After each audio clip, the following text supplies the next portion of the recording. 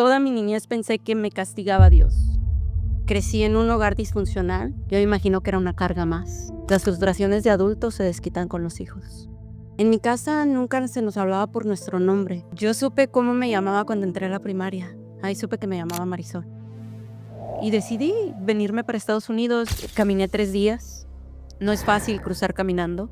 Y es normal que los polleros, los coyotes, si les gusta a alguien, la agarran y no la mandan. Hasta que pasa lo que tiene que pasar y luego las envían. O sea, las usan. Ellos saben perfectamente a quién atacar. Era un secreto a voces. Porque todo el mundo sabía que nos hacían cosas, pero nadie decía nada. ¿Qué sucede en esa etapa de tu vida? Era 10 de mayo y créeme que yo no quería ir. Ellos quisieron caminar a la orilla del lago y mi hija terminó cayendo en un hoyo. Mi corazón se quería salir, caminaba, pero sentía como que iba entre las nubes, no sé. Sale un padre y me dice que me vaya a despedir de mi hija, que es tiempo y que ya no pueden hacer más por ella. Es un dolor tan grande que sientes que una parte de ti se va.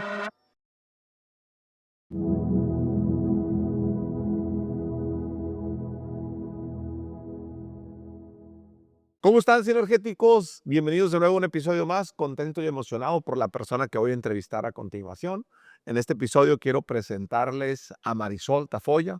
Amiga Marisol, bienvenida a Sinergéticos. Gracias. Estamos acá en tu casa, vives en Los Ángeles. Qué bueno que nos tocó grabar acá y no en Guadalajara. Todo es perfecto. ¿Cómo estás? ¿Cómo te sientes? Me siento muy emocionada, bendecida por estar compartiendo contigo.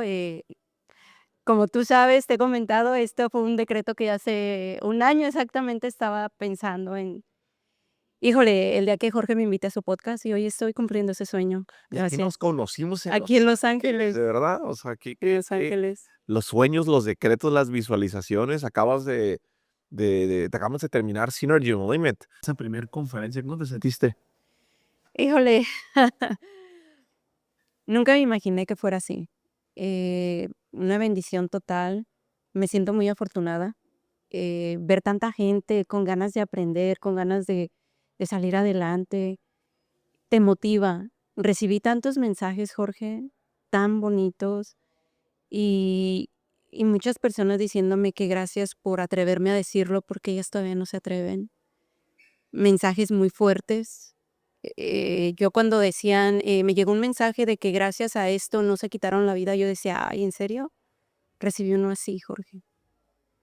Y muchos mensajes diciéndome gracias por atreverte, gracias por alzar la mano por nosotras. Se siente una satisfacción muy bonita decir estoy haciendo algo que está ayudando a otras personas a que se atrevan. Yo creo que cuando tú dices lo que te pasó es el comienzo de una sanación. Sí, Porque si no lo aceptas, si no hablas lo sucedido, es como si no pasó, porque lo guardas en una parte de tu cerebro y sigues sobreviviendo porque no vives, sobrevives. no sale. No sale, no sale, no sale. Entonces, cuando ya te atreves a empezar a decir, sí me pasó, sí lo viví, ¿y ahora qué sigue? Y es cuando empiezas a buscar ayuda. Entonces, para mí es el primer paso, aceptar lo que nos pasa. ¿Quién es Marisol? Fíjate que hace años, Jorge, me hicieron esa pregunta y me enojé porque no supe qué responder. Dije, ¿cómo que quién es Marisol? Pues Marisol, ¿no? No tenía identidad, no sabía quién era. No sabía qué me gustaba, no tenía planes, no tenía sueños propios y me costó mucho trabajo como buscarle una identidad propia, porque siempre vivía a lo que otras personas esperaban de mí, vivía bajo la sombra de quién quería ser porque quería que me aceptaran, que nunca me atreví a decir quién era en realidad. Hoy te puedo decir que soy una mujer que tiene sueños, que tiene metas, que tiene anhelos. Sé perfectamente qué me gusta y sé que no me gusta. La parte más difícil fue aprender a decir que no me gusta. Y ahora te puedo decir con total claridad. Y antes me daba miedo decir no me gusta esto o no me gusta lo otro, porque sentía que entonces no era aceptada. No encajaba en ese círculo si me atrevía a decir qué quería. Hoy te puedo decir con total libertad todas esas preguntas. Y creo que lo más importante para mí fue descubrir qué me apasiona, qué me gusta. Descubrí que me gusta escribir, que me gusta ir a hiking, que me gusta la naturaleza, que tengo muchos planes y pensé que porque tenía la edad que tengo, ya no era posible. Descubrir que estoy a la mitad de mi vida y que todos los sueños y las metas que tengo se pueden cumplir, Sí. como esta que estamos viviendo el día de hoy, y que no importa qué edad tengas, mientras tengas ganas y tengas un propósito, ¿qué importa? ¿No? Entonces, me considero una mujer muy afortunada, muy bendecida. Em, yo siempre digo que vivo la vida de mis sueños porque todo lo que soñé cuando era niña lo estoy viviendo ahora. Entonces, me siento sumamente afortunada. ¿Cómo es tu niñez? ¿Cómo empieza tu historia? ¿Cómo era tu infancia? Yo creo que tengo una infancia como tal vez muchas personas. Vengo de una generación que tal vez fue muy lastimada. Crecí en un hogar disfuncional. Mis papás se separaron cuando yo tenía 3 meses de haber nacido. Quiere decir que ya tenían problemas desde antes, 3 meses. 3 meses. Em, mis papás eran muy jóvenes, inexpertos. Tuvieron 3 hijos. Mi papá se dedicó al alcoholismo. Yo no recuerdo muchas ocasiones haberlo visto sobrio. Yo creo que 3 veces lo vi sobrio. Em, y mi mamá, pues, era una persona muy enojada con la vida. Yo me imagino que, pues, porque era joven, inexperta, no tengo idea cómo fue su vida, su niñez, no tengo contexto, pero recuerdo a una mamá, pues, que siempre estaba enojada. Nunca la recuerdo con una sonrisa, no tengo ese recuerdo en mi mente, no lo tengo. En mi casa nunca se nos hablaba por nuestro nombre, siempre era bajo una mala palabra, o Sí. teníamos sobrenombres, ¿no? Todos teníamos un sobrenombre. Yo supe cómo me llamaba cuando entré a la primaria, ahí supe que me llamaba Marisol. ¿En serio? Sí, fíjate que es una anécdota que cuento porque decían, ya ves que te pasan lista, ¿no? Y tienes que presente. Y pues yo no decía presente. Y me dice la maestra, Marisol, y varias veces, y me dice, tú eres Marisol, cuando yo diga tu nombre tienes que levantar la mano y decir, presente, que estás en clase. Y yo me acuerdo que le digo, no, pero es que yo me llamo Güera. Me dice, no, ese no es tu nombre. Em, los niños somos bien inocentes. Yo me acuerdo que me reí y le dije, ok, en mi casa me llamo Güera y en la escuela me llamo Marisol, tengo 2 nombres. Em, con los años, pues te das cuenta de la magnitud de no saber cómo te llamas. De ahí viene, no tienes una identidad. Yo para mí toda la vida fui güera o las palabras que me decían, ¿no? Ah, todas esas cosas. Em, fue difícil. Mi infancia yo tengo muy pocos recuerdos de, de, de sonrisas o de bonitos momentos. Viví con mis abuelas. Primero viví con la mamá de mi papá. Em, mi abuela Rafaela era muy buena conmigo. Mi tía se enojaba porque decía, es que la malcrías. Yo no sé cómo me acuerdo, porque yo creo que tenía como menos de 3 años, Ok. pero me acuerdo, porque son para mí tesoros.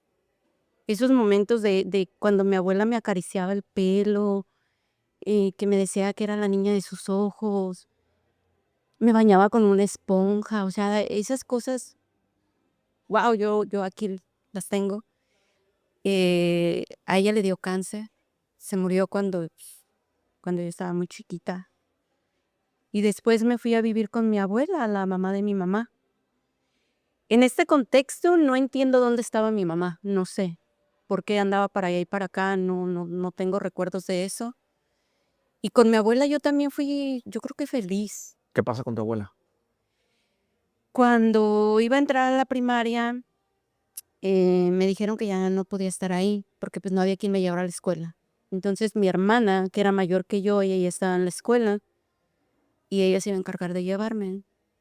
Y, pues, se decidió entre adultos que ya era tiempo de que me fuera con mi mamá. Em, Mi mamá tuvo otras relaciones, Ok. de donde nacieron, 5 hijos más. 5 hijos.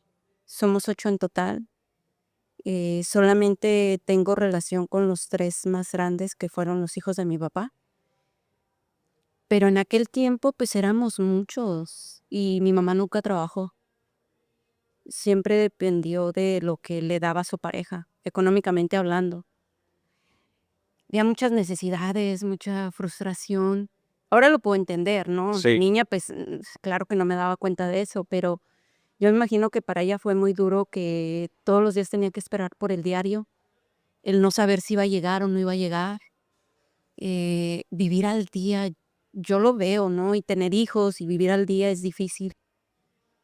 Eh, a raíz de eso, pues, mi mamá estaba muy enfocada en su relación de pareja, en cómo sacarnos adelante, me imagino. Nunca le pregunté, no sé. ¿Cómo te recibió cuando llegaste a casa con ella a vivir por primera vez? ¿Estabas acostumbrada a vivir con tus abuelitas? ¿Qué pasó? Pues, no fui bien recibida, ¿no? Me imagino que era una carga más para ella, una boca más que alimentar, ¿no? Em, Pasé de es que imagínate, Jorge, de ser la niña de los ojos de tu abuela o de la compañera,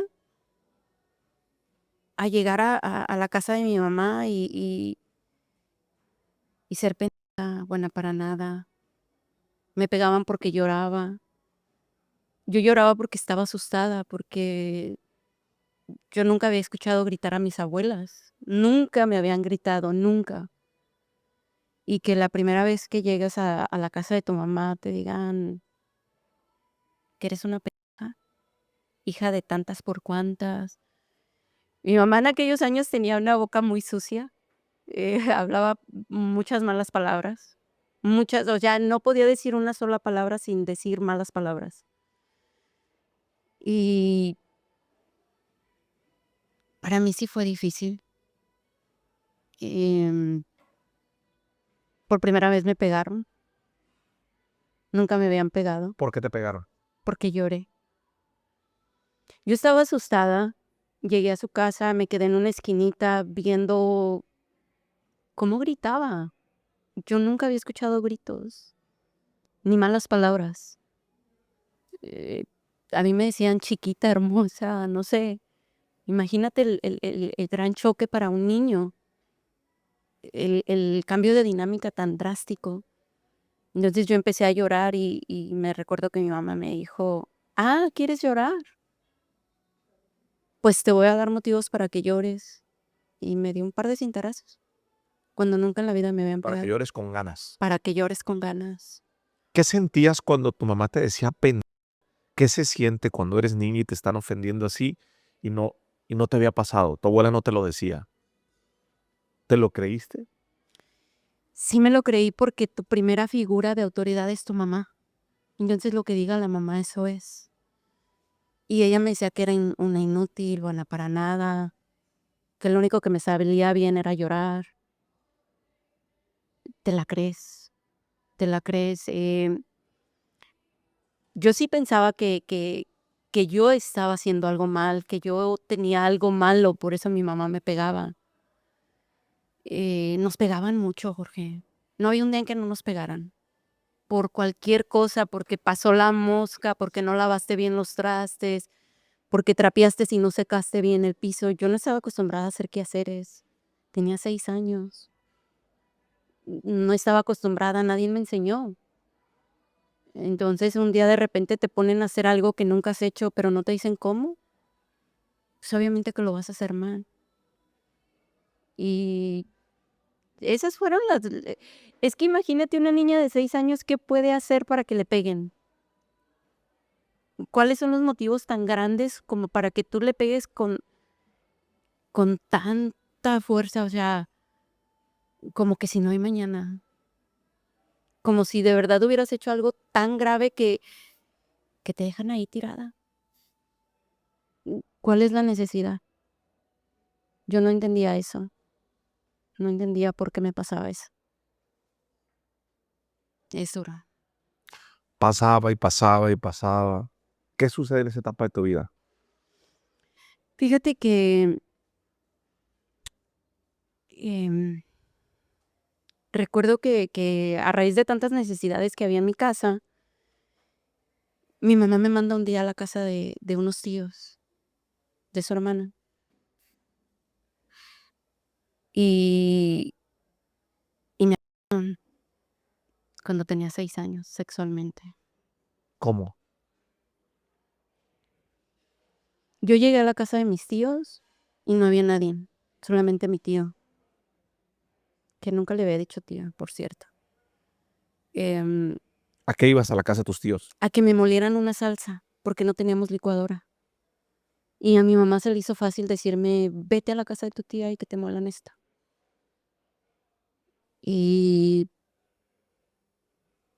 pues, él aprovechó la situación, ¿no? De que estábamos solos, no había nadie,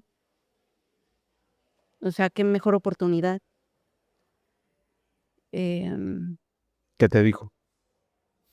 fíjate que yo no me recuerdo muchos detalles, eh, solo me recuerdo que me llevó a la parte de atrás de la casa y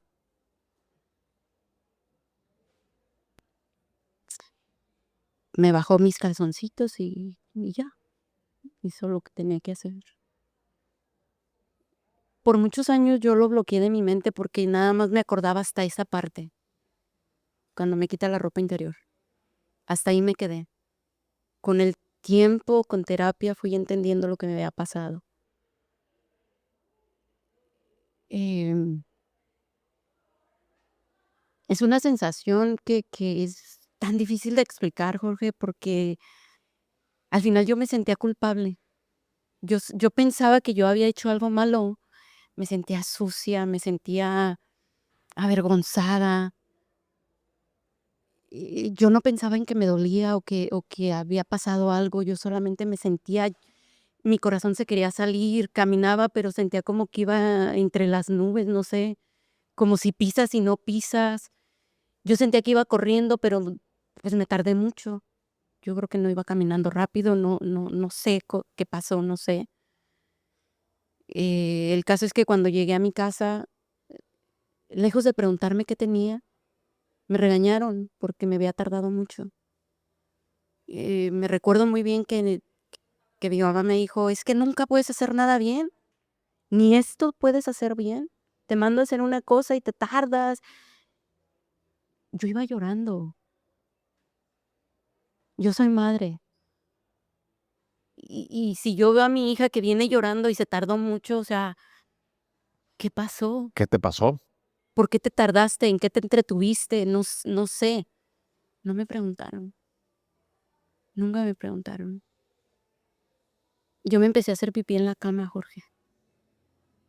Tampoco me preguntaron, o sea, yo ya estaba grande.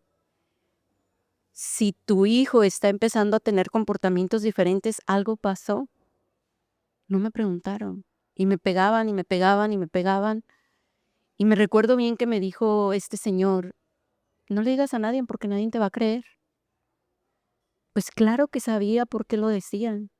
Él sabía perfectamente que mi mamá vivía en otro mundo totalmente diferente, que ni siquiera se iba a dar cuenta de lo que me había pasado. Ellos saben perfectamente a quién atacar, y sabía que ahí no iba a haber consecuencias, Y no hubo consecuencias. ¿no? Te lo quedas callado, le dices a tu mamá, le dices a alguien, no dices nada. Yo nunca dije, nunca le tuve la confianza a mi mamá. Si te están regañando cuando llegas y te están diciendo que no sirves para hacer las cosas, ¿con qué confianza le vas a decir lo que te acaba de pasar? Sí. Si sabes perfectamente que te acaban de decir que nadie te va a creer. Me quedé callada. Sé que esta persona abusó de muchas, de muchas niñas y niños, pero nadie dijo nada. Era un secreto a voces, porque todo el mundo sabía que nos hacían cosas, pero nadie decía nada. Eso fue algo que yo me guardé y sentía enojo con mucha gente, Jorge, porque muchas sabían lo que había pasado, pero nadie se atrevía a decir. Sí. Entonces, fue un secreto a voces, con el cual tienes que cargar tú. Em, yo me lo quedé por siempre. De hecho, yo empecé a hablar hace apenas unos años de esto. ¿Por qué? Porque yo sentía que tenía la obligación de hablarlo para que no siga pasando. Yo quería romper el ciclo. Yo tengo hijos y yo no quiero que mis futuras generaciones vengan marcadas. Si tú rompes ese ciclo, lo más probable es que no va a volver a pasar. Pero si seguimos callándolo por vergüenza, porque van a decir, porque muchas veces te dicen que tú lo provocas. Una niña que va a andar provocando a un hombre de 30, 40, 50 años. Una niña de ¿Qué 6 edad años. tenía? 6 años. 6 años. Pero yo me recuerdo que decían, es que ustedes provocan a los hombres. ¿Cómo? Si somos niños. Ni siquiera tenemos maldad. Ni en mi pensamiento existía la palabra sexual. ¿Cómo provocas? Pero eso era lo que te decían. ¿Qué pasa después?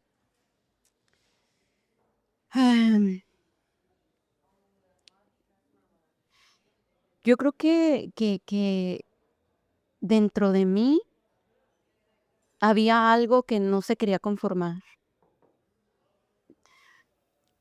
Yo estaba cansada de que me pegaran. Sí estaba cansada. Em, Me recuerdo que una vez me robé unas galletas y me dieron una, Jorge. Yo pensaba que me iba a morir de verdad. ¿Por qué te robaste unas galletas? Se me hizo fácil porque yo quería ver a mi mamá sonreír. Yo quería llevarle algo. Yo estaba trabajando con una señora que yo no sé ni por qué me dio trabajo, porque no sabía hacer nada, y de repente me dijo que ya no podía ir, porque su hermano iba a llegar a vivir con ella y que no se sentía cómoda, y pues ese poquito dinero que me pagaba yo ya no lo iba a poder llevar a mi casa. Y yo sentía como O sea, lo que te que pagamos lo dabas en tu casa. sí, se lo daba a mi mamá. A mí me daba de eso para una coca, para que tuviera en la escuela y me comprara algo en recreo. Y cuando eso pasa, pues yo ya no le daba ese poquito de dinero. Entonces, ese día se me hizo fácil, yo dije: "Pues le llevo unas galletas y a la mejor se pone contenta". Mi mamá nunca sonreía, nunca hablaba, nunca salía de la casa. Yo me encargaba de hacer todos los mandados, yo era la que llevaba a mi hermana más pequeña a la escuela. Mi mamá no salía de la casa. Los vecinos nos preguntaban que si teníamos mamá. Ella nunca salía.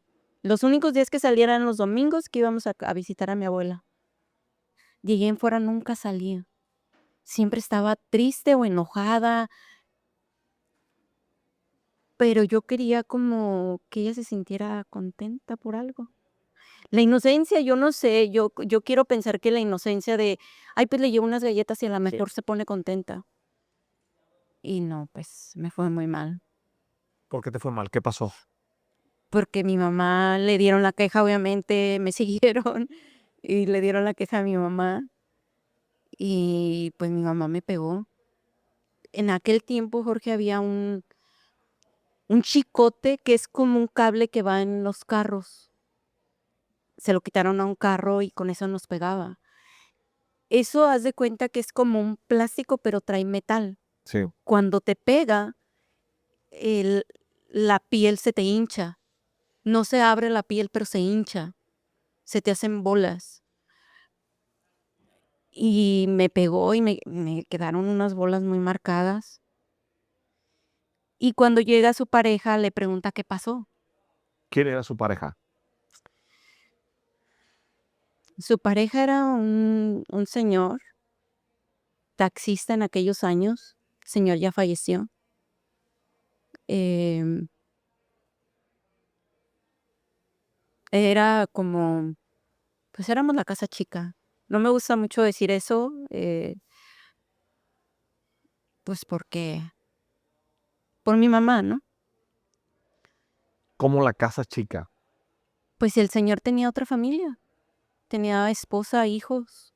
¿Cómo sabes tú que tenía otra familia? Primero porque en aquellos años se hablaba a voces, entre discusiones de adultos se escuchaba eso. Y porque él siempre le decía que le iba a dejar y que se iba a casar con mi mamá, pero nunca la dejó ni nunca se casó con ella. 20 años, 20 años le dijo, la voy a dejar y me voy a casar contigo. 20 años. El señor más bien enviudó, pero nunca se separó. Nunca la dejó. Normalmente cuando dicen que Que las van a que dejar, la van no, a no. dejar, Si realmente la quiere dejar porque está tan enamorado, se deja en el primer momento cuando está en el enamoramiento. Sí. Después ya no. Eso es mentira, es falso. Que un hombre va a dejar a la esposa por la casa chica. Eso nunca pasa. Nunca pasa eso. ¿Cómo te sentías dándote cuenta que era tu mamá la casa chica de alguien más? ¿Qué se sentía? Yo siempre preguntaba por qué mi mamá no lo deja. Siempre me hice esa pregunta, ¿por qué no lo deja? ¿Por qué no trabaja ella? ¿Por qué ella no puede ella sola? No lo sé. Eh, Nunca se lo pregunté, ni nunca lo voy a entender tampoco porque pues yo soy madre, ¿no? Em, yo siempre me sentí, yo en lo personal, no sé mis hermanos, pero yo me sentí que prefirió su relación a sus hijos. Así me sentí siempre. En esa ocasión, cuando te robas las galletas, él le pregunta a tu mamá, ¿qué pasó? Tu mamá le Sí. cuenta, Y él le dice que ella es demasiado blanda con nosotros, que nos hace falta mano dura y que le dé permiso de que nos eduque. así le dijo. Dijo, yo te la educo, yo te la pongo en cintura. Yo creí que le iba a decir que no, pero le dijo que sí. Y pensé que le iba a decir que no porque ya me había pegado ella, pero le dijo que sí. ¿Qué le dijo? Sí, así nada más, sí. Dame permiso y le dijo, sí, te doy permiso. Y me volvió a dar otra chicotiza a él. Yo de verdad es que si sientes que te vas a morir. Es un dolor, Jorge, que yo no le deseo a nadie. Yo iba a tener 9 años. O sea, tú imagínate un niño de 9 años y que le estés pegando y pegando con un instrumento que sabes perfectamente que le va a dañar la piel. Y con saña, imagínate la fuerza de un hombre. Sí. Yo no sé cómo se atrevió, pero sí. Me quedé tirada un rato en el piso. No me podía levantar. ¿Qué pasa después de esa chicotiza que te pegaron a los 9 años, que te quedas tirada en el piso? ¿Qué haces? Decidí irme a vivir con mi tía Eva. Mi tía Eva era hermana de mi papá. Y a mí ya vivía mi hermano Ricardo, él siempre se quedó ahí, él nunca se fue con mi mamá. Y a mí se me hizo fácil decir, pues me van a recibir ahí. Y me fui con ella. eh, Éramos muy humildes, fíjate, mi tía tenía una casita de adobe, con techo de lámina. Solamente mi tío trabajaba, era jardinero. Tenían 13 hijos, más nosotros dos, 15. Pero aún así me recibió en su casa. Ok. Y me dijo, pues si viene tu madre te vas con ella y si no, pues aquí te quedas. Y pues ahí me quedé. Llegaste, le dijiste que me quiero quedar. Le platiqué qué me había pasado, me dijo, pues quédate aquí, pero pues si viene por ti te vas. Y pues no, no fue ahí, me Nunca quedé. fue por ti tu mamá. No, no fue. Sabía que te había ido.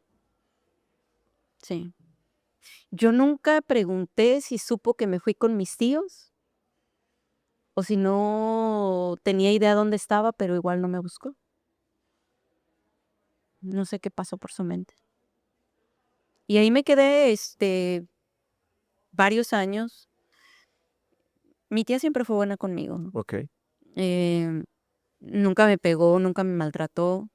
No me dejaba trabajar, decía que terminara la primaria, por lo menos. y que ya después que terminara la primaria empezara a trabajar. Empecé a trabajar cuando tenía 12 años, cuando terminé la primaria nada más. Y me pagaban bien poquito, pero pues sentía que era útil, ¿no? Que podía ayudar un poquito, o por lo menos para mis gastos personales.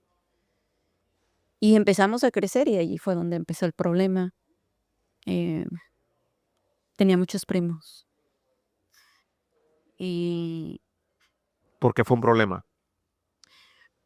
porque cuando empiezan a crecer los muchachos tienen inquietudes sexuales, quieren explorar. Y pues yo era el blanco perfecto. Era la arrimada, ¿no? Como a veces me decían cuando se peleaban conmigo. Tú eres la arrimada aquí, entonces pues empezaron a molestarme mucho. Tenía que estarme cuidando todo el tiempo para evitar. Pero pues un día entró mi tía al cuarto y ahí estaba yo tirada en la cama y mi primo encima de mí. Él era su hijo favorito. Y pues ya era su sobrina nada más. Él Entonces, vio lo que estaba haciendo. sí, sí, pero ¿Qué le dijo? ¿Qué hizo? en aquellos tiempos se guardaba todo eh, eh, eh, bajo el tapetito, ¿no? Obviamente se enojó, le dio un par de chancletazos a él, otros a mí, y me dijo a mí que por qué no grité. No sé por qué no grité. Solamente trataba de defenderme, mm, pero no grité, no sé, nunca pensé en eso.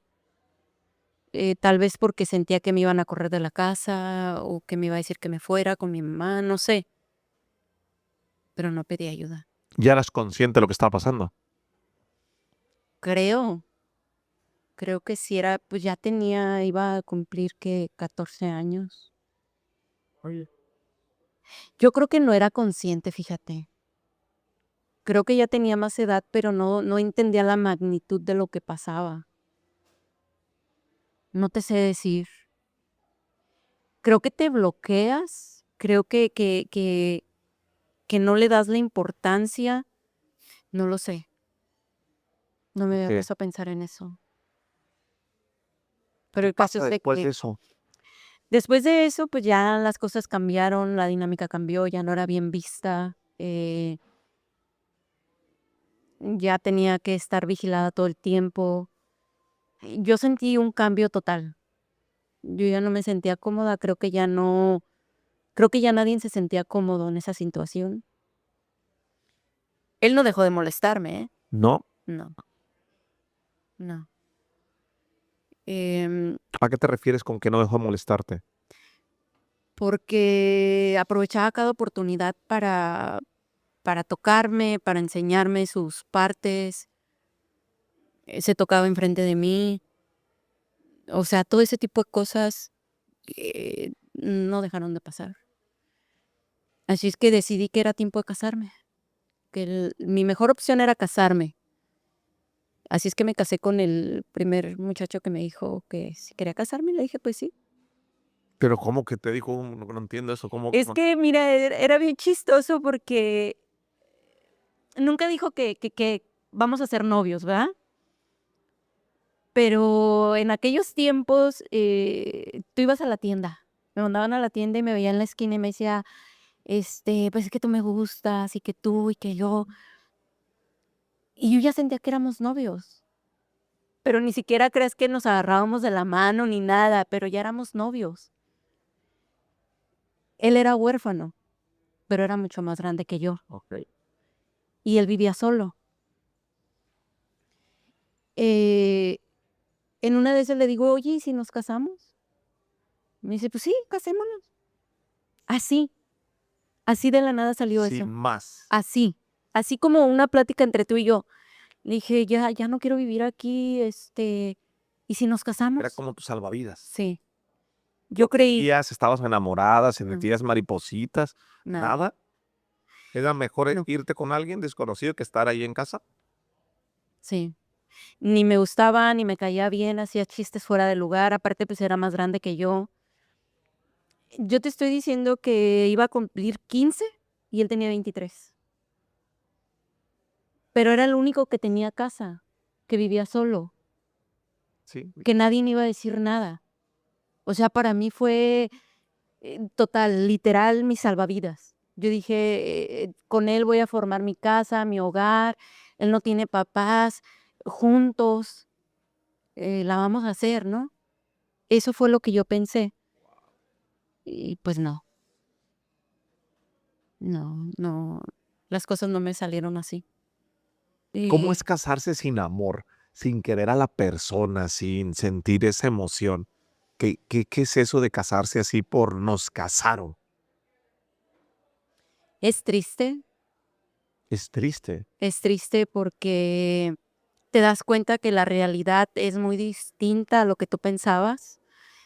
Em, Acostarte con alguien todas las noches sabiendo que no lo quieres, ¿Lo pero disfrutas? que tienes que cumplir porque es tu obligación, no porque quieras, sino porque es tu obligación. Y a mí me decían que mi obligación era atender a mi marido porque si no se iba a ir con otra. Eh, Creces con esa idea. Las mujeres que a mí me aconsejaban, Jorge, Sí. eran señoras grandes, ¿no? Y ellas me decían: "Al marido se le cumple quieras o no quieras, tengas ganas o no tengas ganas, cuando él pida, como él pida". Entonces, pues, era lo que él pedía, como él pedía, a la hora que él quería. Y si decías que no, pues, un par de cachetadas y de todas maneras lo tenías que hacer. Entonces, mejor por las buenas. Mejor por las buenas, porque si te pones a las malas, pues, te va peor. Entonces, como él decía, ¿no? Flojita y cooperando. Es triste, denigrante, em, pierde uno su dignidad. Bueno, por lo menos yo me sentía que perdía mi dignidad cada vez de que me acostaba con mi marido y no quería estar con él. Es como si te abusaran también. Es O una sea, no violación. querías estar con él. No. Imagínate si me decía que era una prostituta, que era de lo peor, que a saber con cuántos me había revolcado, que gracias a él tenía una casa, gracias a él estaba casada, que bien me podía mandar a la calle, que si él me dejaba, que lo único que sabía hacer era prostituirme, que de prostituta no iba a salir. ¿Cómo crees tú que una mujer va a tener ganas de tener relaciones sexuales con una persona que te dice todas esas cosas? Y que aparte termina de decirte todo eso y luego te dice: "Ah, ven, quiero tener relaciones". O sea, lo menos que tú quieres es acostarte con él, y sin embargo lo tienes que hacer. Es denigrante. ¿Cuánto tiempo estuviste con él en esa situación? Em, yo creo que duré con él menos de 2 años. A los meses salí embarazada, pues, obviamente no tenía manera de cómo prevenir un embarazo. Experta. Eh, Mi primer cita prenatal lo tuve cuando tenía 6 meses de embarazo. Imagínate el nivel de ignorancia. 6 meses de embarazo para mi primera cita. Sí. O sea, no sabía nada. Eh, él era muy abusivo, me cacheteaba de nada. No me dejaba salir de la casa porque decía que me iba a ver con un fulano. Eh, no me dejaba ir a la casa de mis tíos porque decía que me malaconsejaban, que me iban a meter ideas. Entonces, siempre estuve sola con él y se me hizo difícil la carga. Em, Llegó un punto que ya no podía. Yo creo que me dio como, depresión posparto, Sí. que antes no se le ponía un nombre. En mi casa decían que era normal, pero yo me la pasaba llorando y no sabía qué hacer con mi hija. Yo la veía y me ponía a llorar junto con ella. La veía chiquita, indefensa, no sabía qué tenía, no sabía qué le dolía. Eh, no, me dio muy duro y no tenía a quién platicarle. Y cuando le platicaba a alguien me decía que era normal, que con el tiempo se le iba a quitar, que con los años se iba a ir acomodando, que todos los matrimonios peleaban, que todos los matrimonios tenían ese tipo de conflictos, pues también les pegaban, o sea, era normal. Y llegó un momento que ya no pude con tanta carga y traté de quitarme la vida. Me ¿Cómo? corté las venas, me corté las venas. ¿Qué edad tenía tu niña? Meses, tenía meses de haber nacido. No sé, tal vez 5 meses, 6 meses por ahí. Te cortas las venas y ¿qué pasa? Pues no lo logré. Cuando desperté estaba en la Cruz Roja, ya me habían atendido. En aquellos años yo creo que no había tanta educación en eso porque no me dieron terapia, no me... Lo único que recuerdo es que el doctor me dijo, voy a tratar lo más posible de que no te queden marcas, Ok. porque vas a cargar toda la vida con esto y estás muy joven. Eh, lo único que me dijo era que si tenía problemas, le dije que sí, que con mi marido, pero tampoco me aconsejaron. Era todo tan normal que me regresaron a mi casa. Y yo llorando le decía a mi tía, es que yo ya no me quiero ir con él. Me pega, me maltrata y me decía, es normal, Es la cruz que te es tu tocó. cruz que te tocó. Sí, esa es la frase célebre. Aquí nadie se divorcia, si te divorcias eres mal vista, tienes hijo, o sea, automáticamente pierdes tu valor como mujer. Nadie te va a querer, nunca más te vas a volver a casar, nadie te va a tomar en serio. ¿Qué vas a hacer? ¿De qué vas a vivir? Como que todo tu valor estaba si estabas casada. El valor te lo daba tu pareja, tu esposo. Así se veía en aquellos años, o así yo lo sentí, que yo era alguien porque tenía un marido. Sí. Y sin ese marido yo ya no era nada. Pero aún así no me importó, yo esperé la oportunidad perfecta para dejarlo y lo dejé. ¿A dónde te Mm. fuiste? Fíjate que primero le pedí ayuda a mi mamá. Le dije que si me ayudaba. Y no pude quedarme mucho tiempo con ella. Yo creo que duré como unos meses con ella. No había relación. Es que nunca se construyó una relación de madre e hija. Sí. Yo siempre me sentí extraña, diferente. Y tal vez 2 meses me quedé ahí. Y me fui a vivir con una amiga. Ella me ofreció su casa, estaba casada, me ofreció un pedacito, un cuartito ahí, con una cortinita, me acuerdo muy bien. Y a ella la criticaban mucho porque me había llevado a su casa, porque le decían que traía carne para los leones, porque pensaban que le iba a quitar al marido. Y pues, obviamente, te estoy hablando que yo tenía como 17 años y mi amiga ya tenía 40. O sea, una mujer hecha derecha ya. Dice, ¿tú crees que...? Ay, no. Me decía, trabaja, junta dinero para que puedas rentar tu propio espacio, para que tengas un espacio propio. Y sí lo hice. Con el tiempo pude juntar para rentar un cuartito, pero me corrieron del trabajo, se acabó el trabajo. Sí.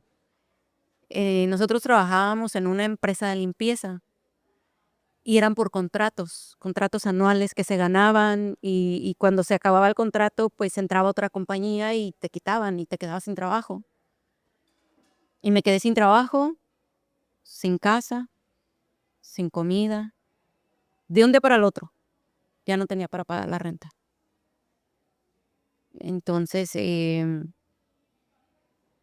esa parte fue muy dura para mí, Jorge, porque viví vida mochilera. Sí. ¿Sabes qué es eso? Quiero imaginarme que sí, pero explícamelo. Yo traía mi mochila con mis 3 garritas que tenía y donde me agarraba la noche. Le pedí a mis amigas, a mis conocidos que me dejaran pasar la noche, pero traía una hija. Entonces una amiga me invita a su casa y empiezo a platicar con su mamá. Su mamá me dice, Marisol, fíjate que yo pasé una historia similar a la tuya. Cuando era joven, traía a mi hija, Sí. no tenía cómo mantenerla, la llevé a un internado de monjas aquí en el centro y me empezó a dar todo un contexto de ese lugar. Y me dice, no pierdes nada en ir a pedir información. Y yo le decía, no, pero ¿cómo la voy a ir a llevar ahí? O sea, no, me sentiría muy mal. Y ella me dijo, es más malo que la traigas como andas tú. La niña no tiene necesidad de andar viendo dónde va a pasar la noche.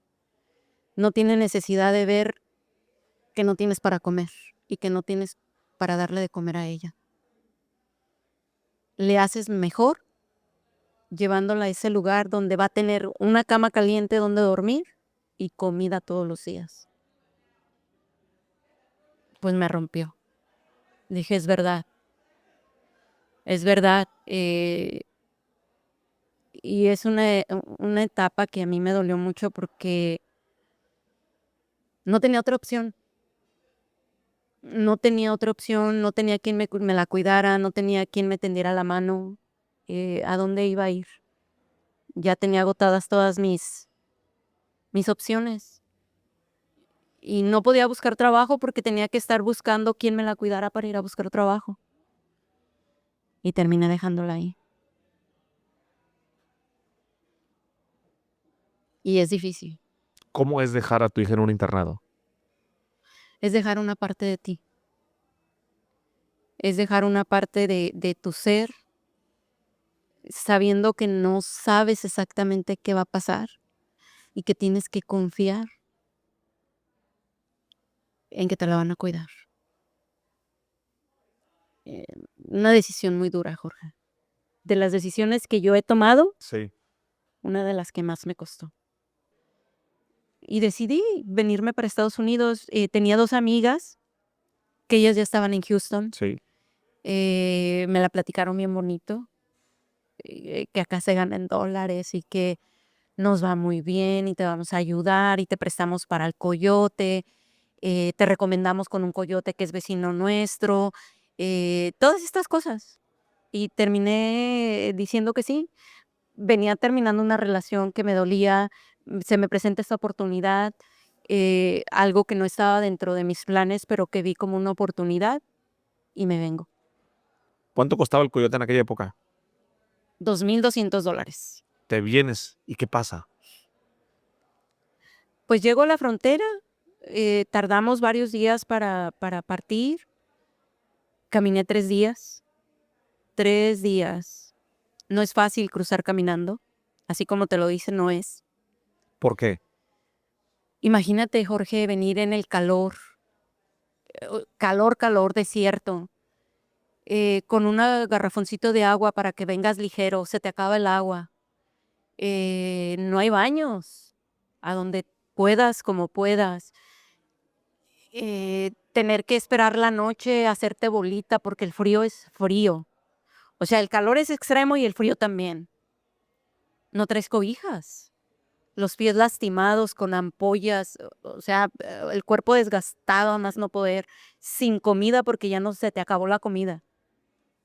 Ya ahí te vienes mareando una mandarinita, un limoncito, lo que traiga alguien, porque a ti te dicen que nomás lleves comida para una noche, lo más ligero que puedas. Se te acaba en el primer día. Los otros 2, a pelo.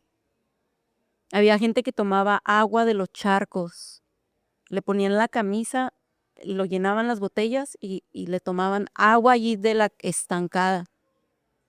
Imagínate, para no morirte de sed. Es duro. 3 días estuvieron. 3 días.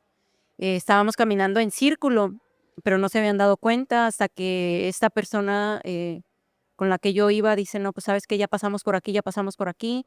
Y él decide tomar el control y quien lo sigue y ya cerquita estaba la carretera. Entonces él hablaba inglés, cruzó la carretera, negoció con unas personas ahí y nos llevaron a Phoenix. Y llegamos a Phoenix, Tu destino final era Houston. Houston. Llegan a Phoenix y Ahí era el punto de entrega.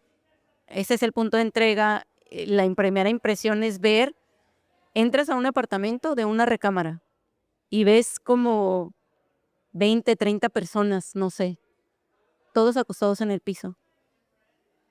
Es impresionante ver tanta gente en un lugar tan pequeño. Y ahí dormían todos, esperando a que les tocara su turno de entrega.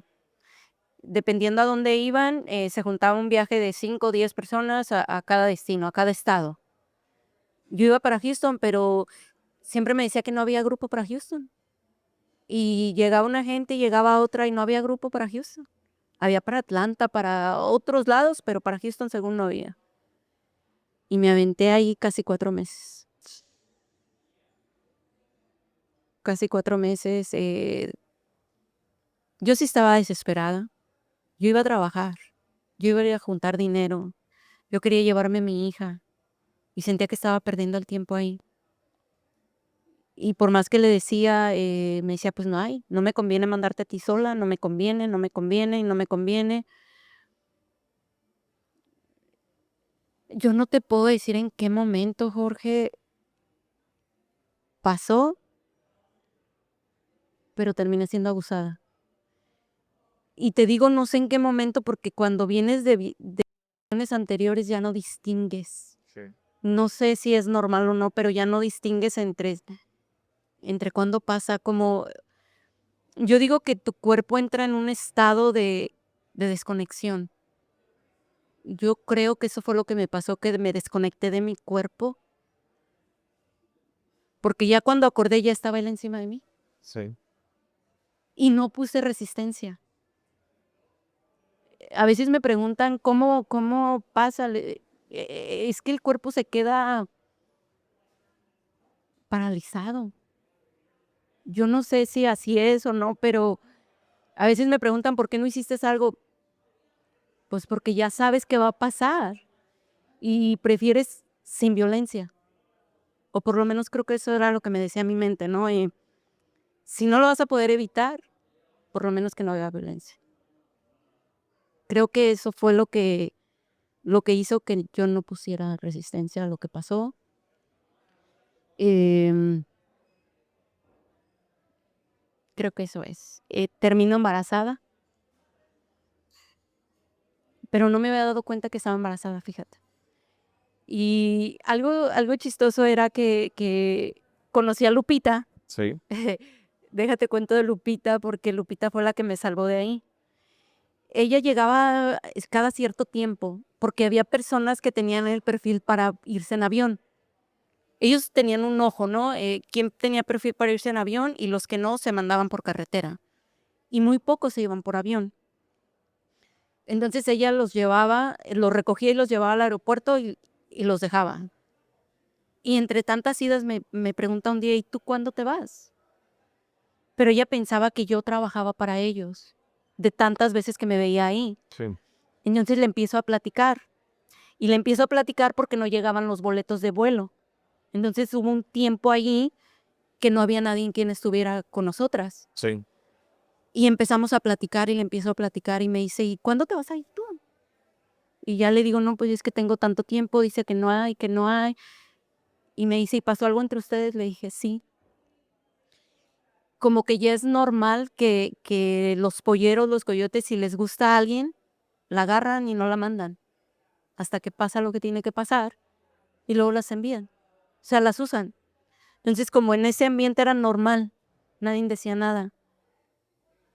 Y le platiqué que sí me quería ir y que yo tenía una hija por cual regresar. Entonces, lo único que me dijo es, consíguete el dinero, te compro el boleto de avión y yo vengo por ti. Y me lo conseguí. Yo agarraba los cambiecitos, yo veía dónde dejaba el dinero y empezaba a agarrar de a poquito, de a poquito, de a poquito, hasta que junté para mi vuelo. Cuando ya junté, le dije, ya lo tengo. Me trajo un cambio de ropa y nos fuimos al aeropuerto lo más rápido posible. Me dejó en el aeropuerto y les habló a mis amigas que iba en camino a Houston. Me reciben mis amigas en el aeropuerto y lo primero que me dicen, ¿estás embarazada? Y le digo, no, claro que no. Sí, claro que sí. ¿No te miras la panza? Yo no me había dado cuenta que me había crecido el estómago. No me había dado cuenta de eso. Me hicieron una prueba de embarazo, salió positivo. ellas le llaman a esta persona porque pues lo conocen, ¿no? ¿Y qué pasó? Tú nos dijiste que estaba pasando algo totalmente diferente y viene embarazada. No, pues yo me voy a hacer responsable. ¿De qué se iba a ser responsable? Tu hija que está en el internado, ¿le dices que te vas a ir a Estados Unidos o no? ¿Te estaba esperando o no?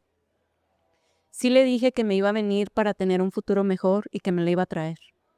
Ella me estaba esperando. Te regresas. Me regreso nuevamente y ahora le tenía que decir que, pues, que iba a tener un hermanito. Ella obviamente se puso feliz. Los niños no entienden de eso. Se puso contenta, se puso feliz. Para mí, pues, era muy difícil. Ahora tenía que trabajar por 2. Sí, ya se me hacía difícil. Sí. Se me hacía difícil.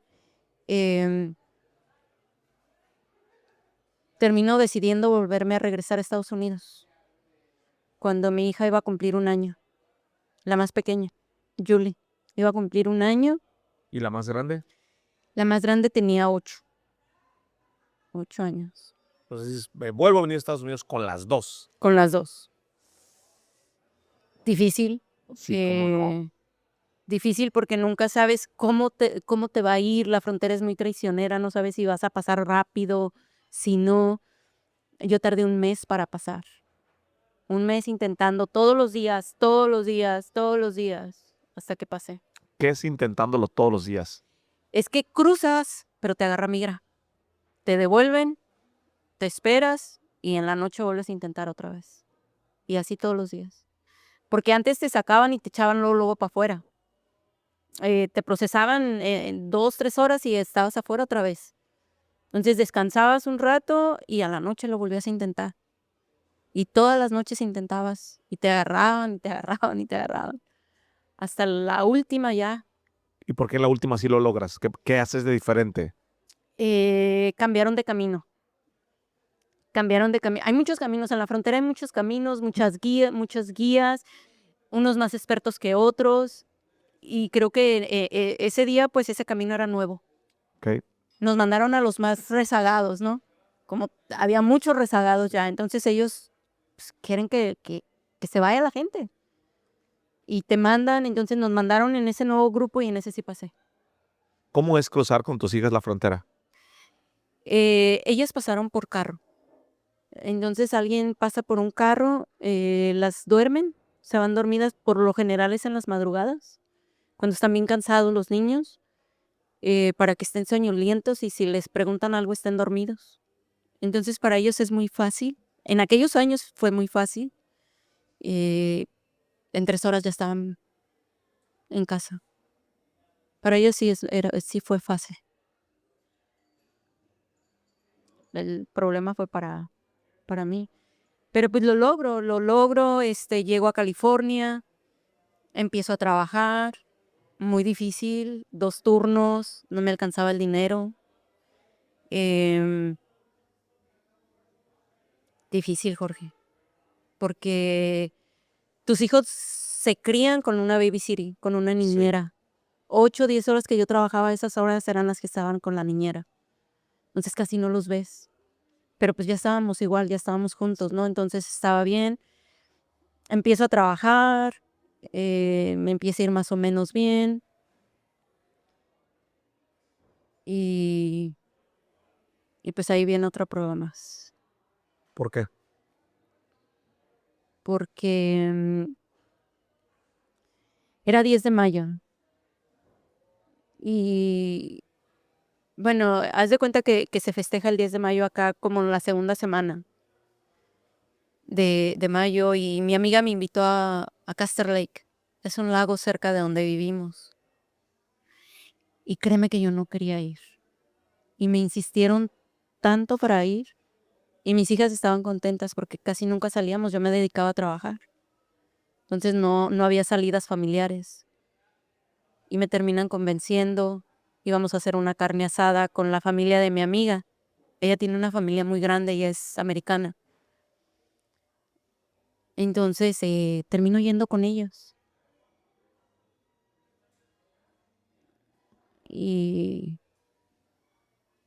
se ahogó mi hija en ese lago. ¿Cómo pasó? En cuestión de minutos, todavía ni siquiera terminábamos de bajar las cosas del carro, estábamos, pues yo creo que nos sentíamos contentos. Yo tampoco nunca había ido a un lago, tenía ilusión. Había muchos niños y ese domingo había demasiada gente, había mucha gente, entonces se nos hizo fácil decir que sí caminaran. Eh, Había juegos, había columpios, un montón de cosas, ¿no? Para que se divirtieran. Ellos quisieron caminar a la orilla del lago y con los años supe que el lago no estaba apto, nadie lo dijo. Y mi hija terminó cayendo en un hoyo y ese hoyo tenía ramas y se ahogó ahí. De hecho, estaban las dos, pero a Yuli sí la lograron sacar y ella sí salió, pero Brenda no. ¿Cómo te avisan a ti? ¿Cómo te das cuenta? Empiezan a gritar los niños. Que no la encontraban y que no la encontraban y bajamos corriendo todos, como que no la encuentran, se meten muchas personas a buscar, se dan cuenta de lo que está pasando. Me dice una chica, yo soy nadadora profesional, se mete y ella se da cuenta que está ahí, logran sacarla. O sea, se Y mete al fondo del lago. sí, se mete al fondo del lago, pero te estoy diciendo que esta es la orilla del lago y aquí estaba el hoyo, ni siquiera creas que estaban adentro del lago. Eh, Logran sacarla, llega al llaman al 911, nos llevan en helicóptero al hospital, la atienden. ¿Sale con vida o sin vida? Creo que le dieron vida artificial. La reanimaron. eh, yo no entendía nada de esto, Jorge, la Sí. verdad. Si me preguntas detalles, tengo muy pocos detalles porque me bloqueé. Tengo los recuerdos más específicos de cuando llegamos al hospital, cuando me hablaban y yo no entendía qué me decían. Em, Sale un padre y me dice que me vaya a despedir de mi hija, que es tiempo y que ya no pueden hacer más por ella. Em, yo estaba sola y no supe qué hacer. Como, ¿Te despediste de ella? sí, te llevan a una habitación y te dan un tiempo a solas. Em, es duro decirle a tu hija adiós.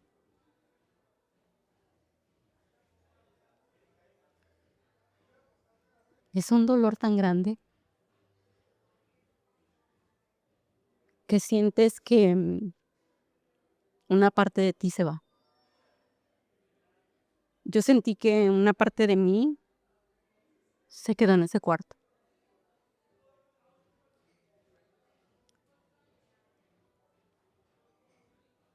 Mm,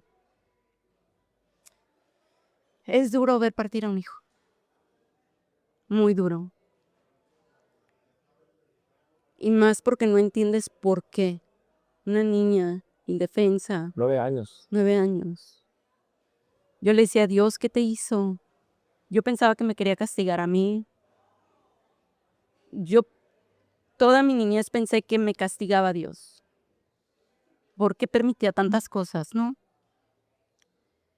Yo le decía, ¿por qué no me castigas más a mí? ¿Por qué a ella?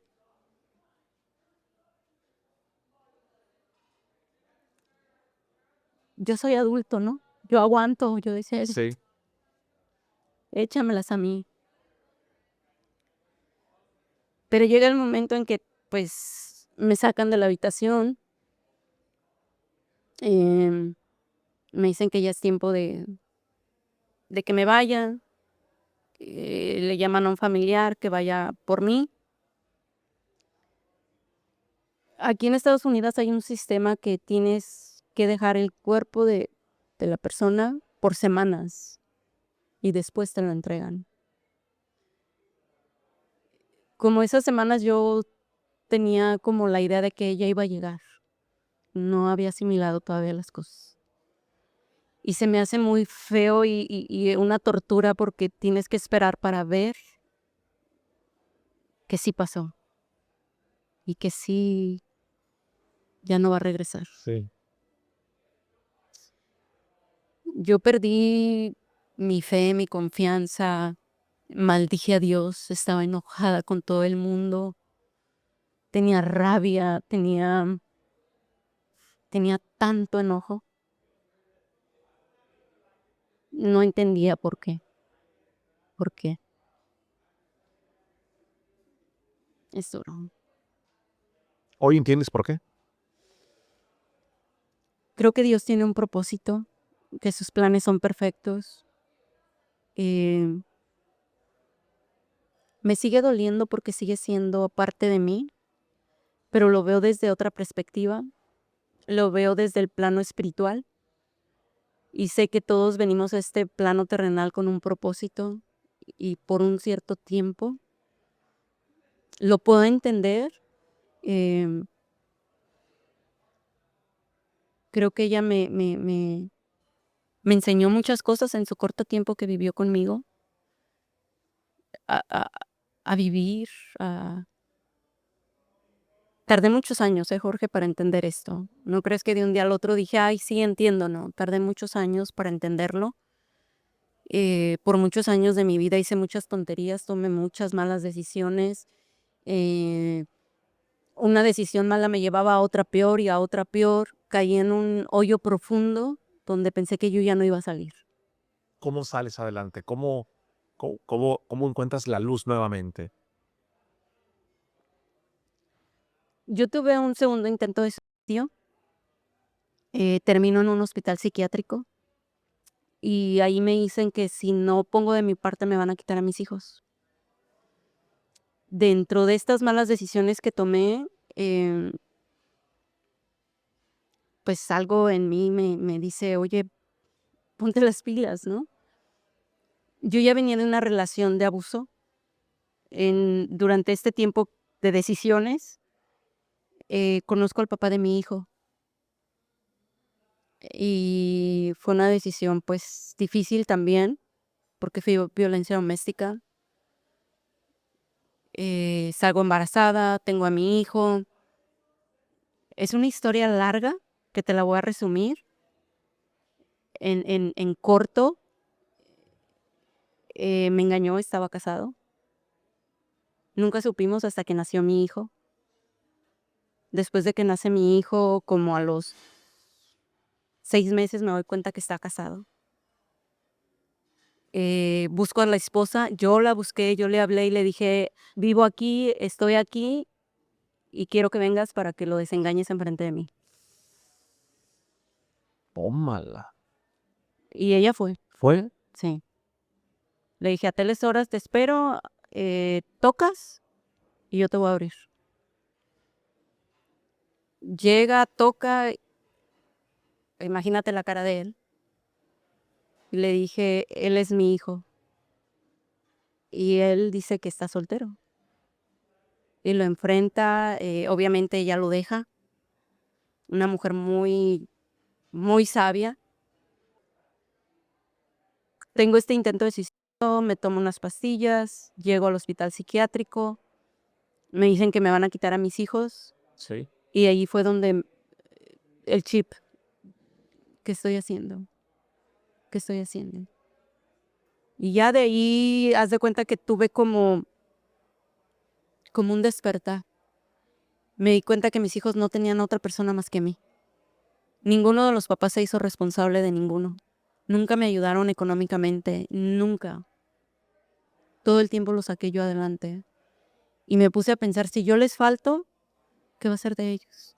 Ahí precisamente fue cuando me cayó el chip de decir, tengo que sacarlos adelante y tengo que estar yo bien para poder hacerlo. Y empezó mi búsqueda, tuve un encuentro con Dios, me reconcilié con Él, hice las paces con Él. Me di cuenta que tenía un propósito más fuerte Amén. que mis propias decisiones y que si ya me había permitido 2 veces, Jorge, seguir con vida era por algo. Por alguna razón que tal vez yo no estaba entendiendo, pero que había una razón. Y me dediqué a buscar esa razón. Te felicito, me siento bien orgulloso, la verdad, de lo que hemos creado juntos. Y apenas lo que se viene, te digo, este podcast lo va a escuchar mucha gente. Yo estoy seguro que se van a inspirar muchas personas, que le das voz a muchas mujeres, que me van a ayudar a compartir este episodio. Compártanlo con la mayor cantidad de personas, que este mensaje llegue, que llegue. Tardé en convencer a Marisol de que contara su historia, de que hablaras.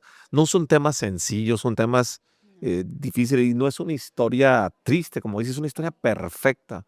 Es empoderar a las personas que están allá afuera, decir, oye, qué bonito se siente cuando te bajas de una tarima y te dicen, me voy a quitar la vida, ya no voy a quitar la vida. O sea, Sí. que puedes ser una figura de inspiración para tantas personas.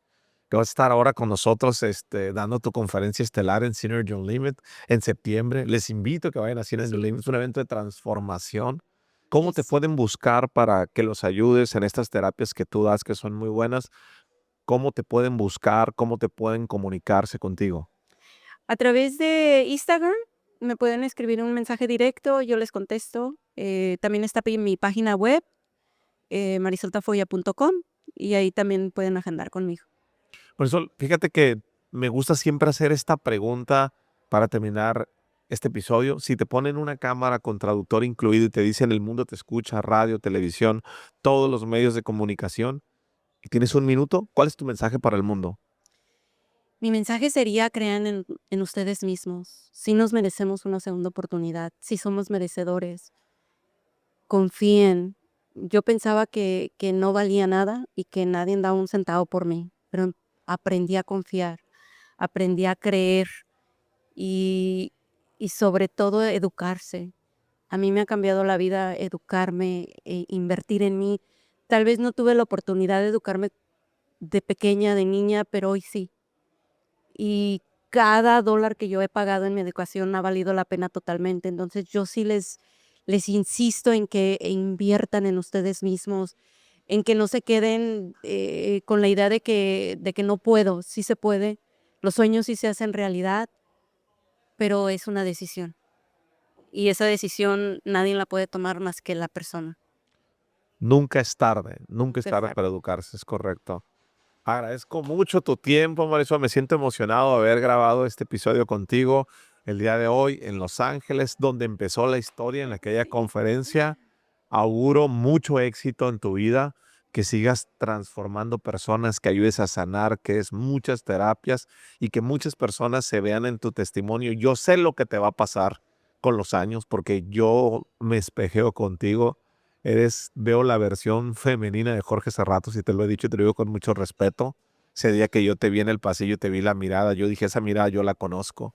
Sin saber tu historia, tú le ayudaste a mi vida mucho y te lo quiero decir que ese día cuando terminó Synergy Unlimited en Miami, yo lloré mucho. Me acuerdo que abrazaba yo al padre Buki y lloraba y lloraba y lloraba porque entendí más mi propósito y creo que puede ser más expansivo en encontrar personas. Tú representas algo muy grande para el futuro de personas que tienen una historia que no saben contarla, de ayudarlas a transformar y que la comuniquen. Podemos ayudarle a muchas personas. Sabes que hay una depresión, hay una crisis de salud mental allá afuera terrible, terrible, terrible, terrible, que no te permite vivir en paz, que no te permite vivir en plenitud.